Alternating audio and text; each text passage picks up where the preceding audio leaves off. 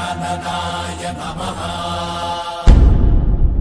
ॐ लम्बोदराय नमः ॐ शूर्पकर्णाय नमः ॐ विघ्नहर्ताय नमः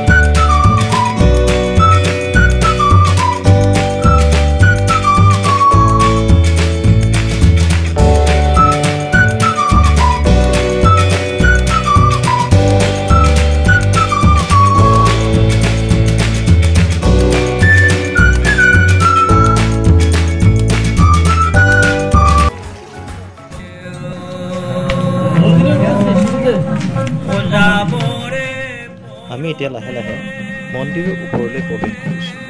জনামতে তলৰ পৰা প্ৰায় 92 মিটাৰ তথা 300 ফুট ওপৰত এই মন্দিৰভাগ অৱস্থিত আৰু লাহে লাহে আমি আগবাঢ়ি গৈ আছোঁ।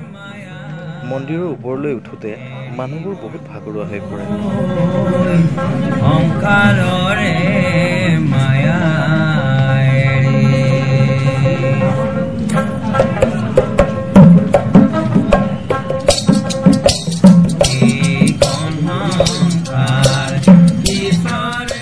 এয়াই হৈছে হৰগীত মাধৱ মন্দিৰৰ ভিতৰৰ পৰিৱেশ।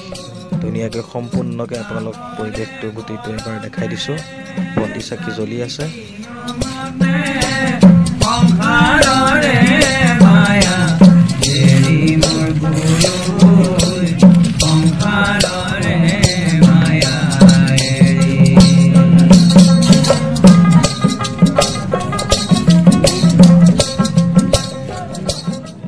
মাধৱ মানে হ'ল হয় মানে ঘোঁৰা, গীত মানে গ'ল, মা মানে লক্ষ্মী, ধপ মানে লক্ষ্মী স্বামী বিষ্ণু।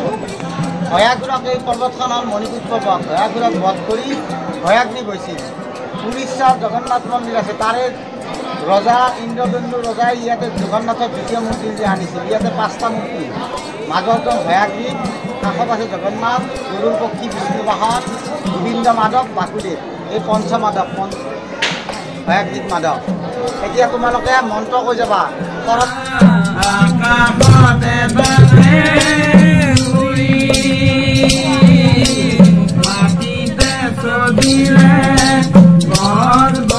ভাৰতবৰ্ষত এইটোৱে মন্দিৰ, হিন্দু মন্দিৰ। পৰম্পৰা অনুযায়ী আমি পূবফালে প্ৰণাম কৰোঁ। আমাৰ ইয়াৰ পৰা পশ্চিমত থিয় কৰিব লাগিব। পশ্চিমবোৰ আহা তোমালোকে, পশ্চিমবোৰ আহা, পশ্চিম সেইফালে সেইফালে মুখ কৰি মন্ত্ৰ কৰা। ওম জগন্নাথ জগৎ বন্ধু জগৎ পাল। সেইফালে ওম সপ্তহস্তক। পূজাৰীজনে পূজা অৰ্চনা কৰি হোৱাৰ পাছত যোনে যি পাৰে এটা এটা অৰিহণা তেখেতৰ হাততেই ঈশ্বৰৰ চৰণলৈ আগবঢ়ালোঁ।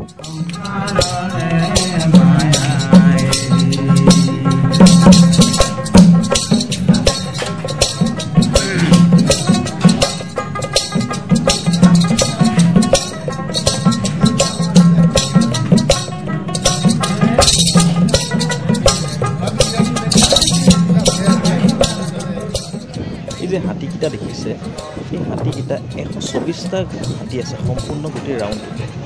এই 124টা হাতীৰ পিঠিৰ ওপৰতে গোটেই মন্দিৰৰ ভাগটো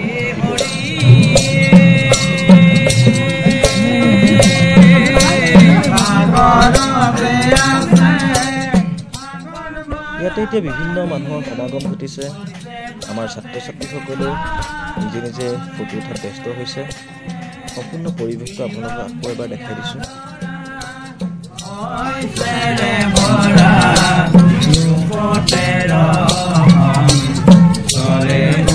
আমি এতিয়া মন্দিৰত সেৱা অৰ্চনা কৰি আকৌ তললৈ নামি আহিছোঁ।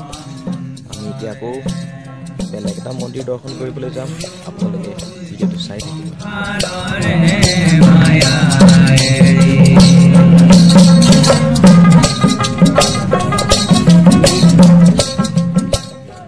আৰু এতিয়া এই মন্দিৰৰ তলতে এখন সৰু বিপণী আছে। এই বিপণীখন অকণমান আপোনালোকক দেখাবলৈ চেষ্টা কৰিছোঁ। আপোনালোকো আহিলে কিবা কিবি কিনিব পাৰিব। আমিও চাওঁচোন কিবা এটা কিনিব পাৰোঁৱে নেকি। কিবা এটা কিনি লৈ যাব লাগিব এই বিপণীখনৰ পৰা।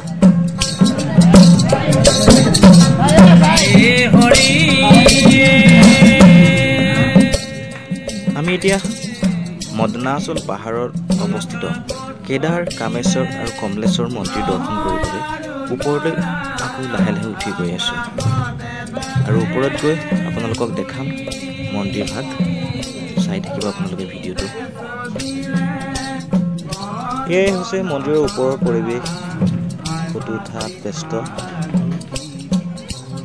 আৰু এয়া কেদাৰনাথ মন্দিৰ। সম্পূৰ্ণকৈ এবাৰ কেমেৰাটো আকৌ এবাৰ ঘূৰাই দিছোঁ। এয়াই শ্ৰী কেদাৰনাথ মন্দিৰ। ওম নমঃ শিৱায়।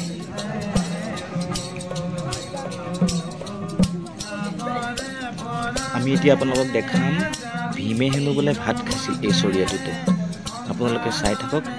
এই যে চৰিয়াটো দেখিছে এইটো হ'ল এটা শিলৰ চৰিয়া। এই চৰিয়াটোতে বোলে ভীমে ভাত খাইছিল। এই চৰিয়াটো 8 ফুট বহল আৰু 4 ফুট দ। শিলৰ বৃহৎ চৰিয়াটোতে ভীমে পঁইতা ভাত খোৱা বুলি বিশ্বাস কৰা হয়। মন্দিৰৰ দৰ্শন সামৰি এতিয়া আমি আকৌ লাহে লাহে ঘৰমুৱা হ'লোঁ।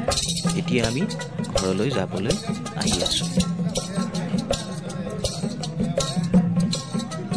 আজিলৈ শৰাইঘাট দলঙৰ ওপৰতে ভিডিঅ'টো সমাপ্ত কৰিলোঁ। পাছত আকৌ এটা নতুন ভিডিঅ'ৰ সৈতে আপোনালোকক লগ পাম। ধন্যবাদ।